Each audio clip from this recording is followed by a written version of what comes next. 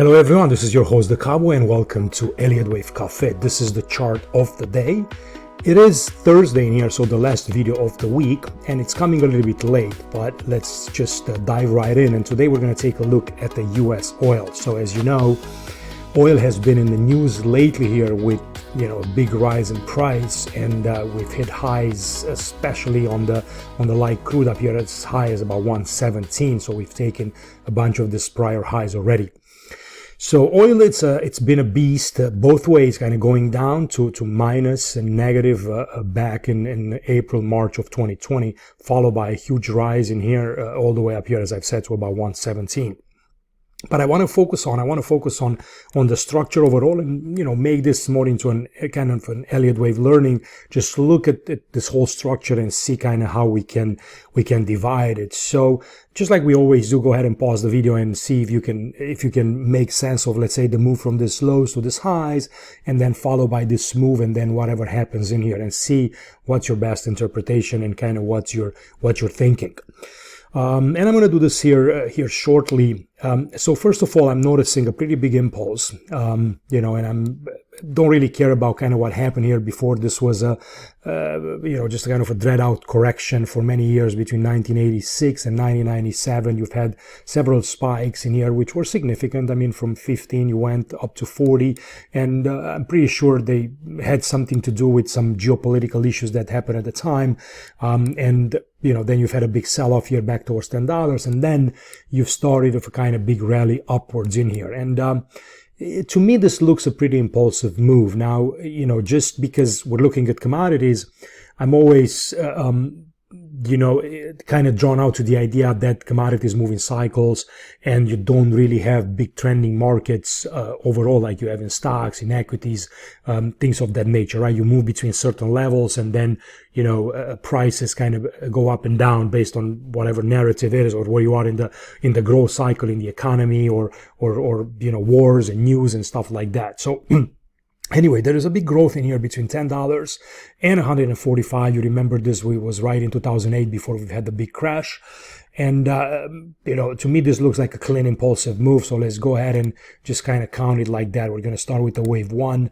Out of here, we're going to pull in a wave 2, 1, 2, 3, 4, 5 for a 3, a smaller fourth wave in here, and a fifth wave.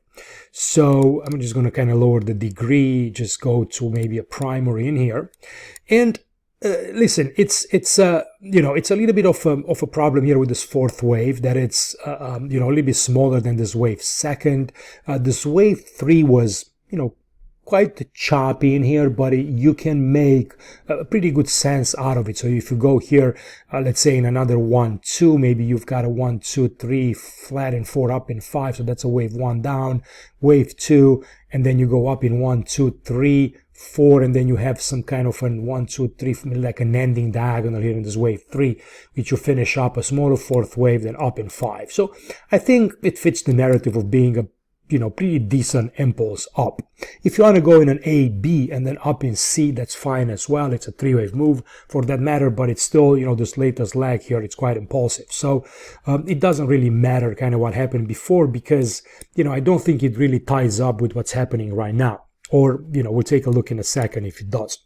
But that's a pretty clean impulse pushing up here towards 145. Now, what's happening from this highs to this lows in here? This move, right, it's clearly not as strong and impulsive looking like this one. It almost looks like you got a bunch of waves up and down. So the first idea that I have in here, the first thing that I notice in the price of oil is that, you've had a big impulse here, then you have a rise, another impulse, another rise, and a couple of impulses in here. So let's just kind of start and work our way backwards. If I look at this move in here, I can see a 3-wave decline. That's pretty clear. So I'm going to go ahead and label that as a correction. So I'm going to go as an A, B, and then down in C. So that's one move. Then I'm seeing another 3-wave move up in here, just another, A, B, C. So let me label that as well. So as a correction, so you go, let's say, up in A, you got maybe a flat in B here, and then up in C. All right, so here you go like that.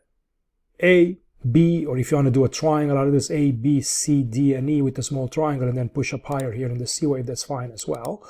So we're going to leave it as a 3-wave move. Now, This is a 5-wave move, so let's go ahead and label that as 5 waves. So I'm going to go in here in a 1, 2, 3, 4, and 5. So that's a 5-wave move right there. It's pretty nice and impulsive.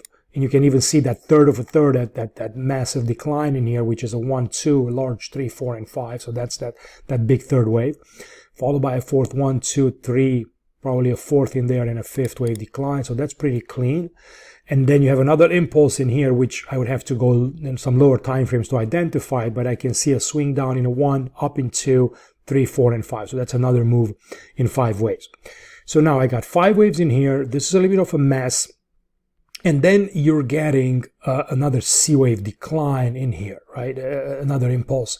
So let's just go ahead and label this A, B, and then down in C to kind of make the connection. So I'm going to go, this is a wave A decline, that's up in B, and then that's down in C. Let's do that. It's going to change a little bit the internal of that counts, which is fine. So A, B, C, A, B, C, A, B, C.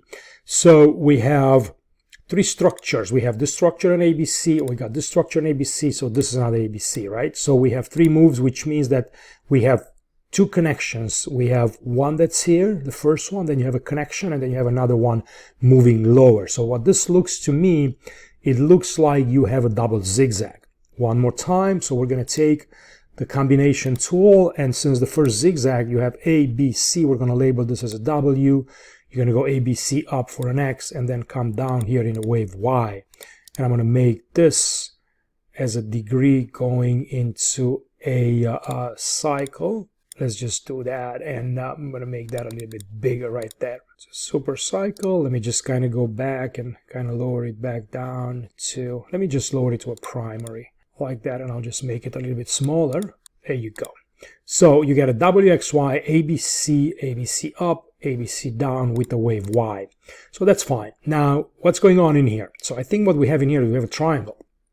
And you can see how the moves are kind of converging in here, right? You have this this rise in here that goes up in 3 waves. So you can have an A, triangle B, and then up in C, and we can kind of work with that. A, B, C for the first wave of a triangle, B, C, so A, B, C, D, and let's see in here. Let's go up in B. I think this whole thing can actually be a triangle. Hold on a second. Decompose this as a triangle.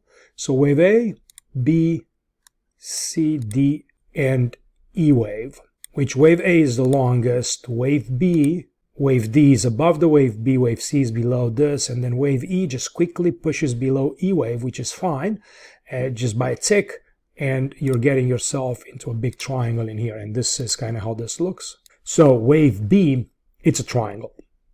Okay, can you make it, let's say, in a different way where you have an A, B, C, D, E, and a C wave? You can do that as well, and here is kind of how you do that. You delete this, and then you go in 3 waves, and this is, let's say, if you're looking at this as an impulse that terminates up there, you're looking at that as a wave A, down in B, and then up in C, and that this creates a wave B triangle at the lower degree. So you go A, B, C, D, and A, B, C for an E wave. I think this has to move right there like that. And then you have a 1, 2, 3, 4, and 5 for a C wave. You can do that as well. So, a couple of ways to kind of skin this cat here, but it's definitely something that was a correction, almost like a correction move higher. Go down in A, up in B, and then down in C. Either the whole thing is a triangle, or you're getting a triangle in the middle here. And then, you're selling lower. So here you are, decomposing this price section, 1, 2, 3, 4, 5. Then you have a big W, X, and Y. And then from this low in here to this high, that looks pretty darn impulsive to me, if you ask me, right?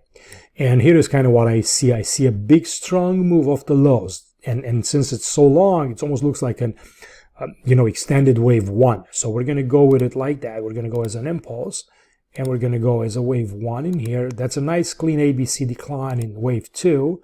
And then we go up here in the wave 3, right there. And then we'll do a flat in 4, and then up in 5. So this goes maybe as a wave 1, 2, then you have another small 1, 2, 3, 4, 5 for 3, 4, and 5. And that kind of, satisfies this kind of larger move up here in this wave 3, which is smaller than wave 1. And what we know from, the wave principle is that wave 5, the wave 3 can never be the shortest wave in a sequence. So this fifth wave has to be smaller than wave 3. Let's calculate that. And I'm looking at wave 5 versus wave 3. So here it is. Right now we have traveled about 78.6 in this wave 5, which means that we cannot get above this. Let me just delete these ratios. That means that you cannot get above 100% in this fifth wave. So this wave needs to start finishing soon if this interpretation is correct. And I think it is. I think oil is probably going to get a pause in here. And one of the reasons, that is because don't forget we've hit some important levels in here in terms of resistance. And that is this level back in here, right? You've gone in 2011, in 2012, then back in 2013 and back in 2014. So numerous times through this, type of a correction that we've got, this price has tried to move higher, was never able to do so, and it actually fell lower. This was an impulse, correction against that, and then, you crash lower again. But this makes it like a strong level to the upside. So I doubt that the prices can actually push so much higher and so much faster above this resistance level. It's possible. It's possible that I'm wrong and that this will become, let's say, this whole thing here is a wave 1, just kind of hear me out. And this fifth wave moves higher, right? And then this third wave is still in progress. That's a wave 1 and that's a wave 2. And then we're just beginning, let's say, a much higher climb and all. I don't see this as being, a favorite count. I think it's a very, very short second wave based on this rise, right? It needs a little bit more depth and it needs a little bit more size. And that's one of the reasons why I think that my previous count matches a little bit better, that this was a rally of the lows in an extended wave 1, 2, 3, 4, and we're running into the final stages. So basically what I'm calling in here, I'm calling for an end to this rally in this fifth wave as long as we stay below this 100%, which is about 141. And even if I go to a smaller time frames and I take a look at the prices in here, you can see this as a wave 1, 2 and start to decompose. And I'm not saying necessarily that's the top, but it starts to look like, you're kind of pushing higher here in a larger fifth wave. So 1, 2, and then you have a 3, kind of moving here in a fourth wave kind of sideways, and then push up higher here in a fifth wave into this resistance, into this fib zones. So, very interesting what's going on. Let me do a couple of more. So this is 5v3. I'm going to do also a ratio analysis of 5v1. Let me just kind of pin this out so it stays on the chart. And I'm going to do a 5v1 right there. So see on this scenario, you can't really, since you can't go past that 100%, this 5v1 comes at about 152, so that's not going to work out. We are currently at about 38% of that. It's almost 50%, and let's do one more. 5 plus 3, when wave 1 is extended, we're going to do ratio analysis in here. 5 plus 3 versus 1. We're going to do this one. And we went a little bit higher than 618, which would have been an ideal place, but we're stopping somewhere towards 88%. So I was just trying to see if there are any other fibs in here that make sense in terms of kind of how this looks. Let me do a 5 versus 1 plus 3. And this comes at about 38%, which is another kind of standard move. So basically, you could be heading all the way up there if this move wants to extend higher. But I would be very, very surprised if price of oil would push above 134 and above 140 in here before a major correction begins. And kind of given that with the fact that you're actually at the big resistance in here, that everybody talks about, much, much higher oil prices with what's going on in the world right now. The wave counts are telling you basically here, start to be cautious. I'm not saying necessarily go ahead and short this thing, although I personally have started to do so on a smaller time frame where I basically, looking for some declines and try to kind of sell some of these rallies. But there is not a lot of confirmation, so you got to be very, very careful on this. There's not a lot of confirmation from the price. First of all, you want to see a 5-wave decline coming from this highs in here, where you go into 1, 2, 3, 4, and 5, create a decline, and then maybe sell a rally into oil. But I'm already kind of stepping a little bit in front of that. And if you can see in here, you might have a 1, 2, 3, 4, 5, a terminating move. So I'm going to keep an eye on that. And, that's a little bit of a longer video today, about 16 minutes in here. But I hope it was helpful to just kind of give you an idea of how I'm kind of dissecting this, how I'm looking at the charts. Maybe you've done something very, very similar to this. Maybe something is different. Let me know what you think. Leave your comments below. Go ahead and comment on this, and just let me know what you want to see next. I said I was going to do a mixture of stocks, commodities. Maybe we'll take a look at the euro, forex next, and then some cryptos, and then we'll move some other stocks next week. But this is the last video of the week, so thanks for watching, and enjoy it, and I'll talk to you guys later. Don't forget to subscribe and like this video, and also, hey, give us a try in the pro room as well. We're doing a bunch of stuff there, and in a lot more detail. And actually today we've had a big live stream that took about an hour and 15 or an hour and 20 minutes, where I went through a bunch of macro and alts and things like that, and questions back and forth from our members. So it's an awesome webinar. So guys, I'll leave it at that, and I'll be talking to you later. Bye bye.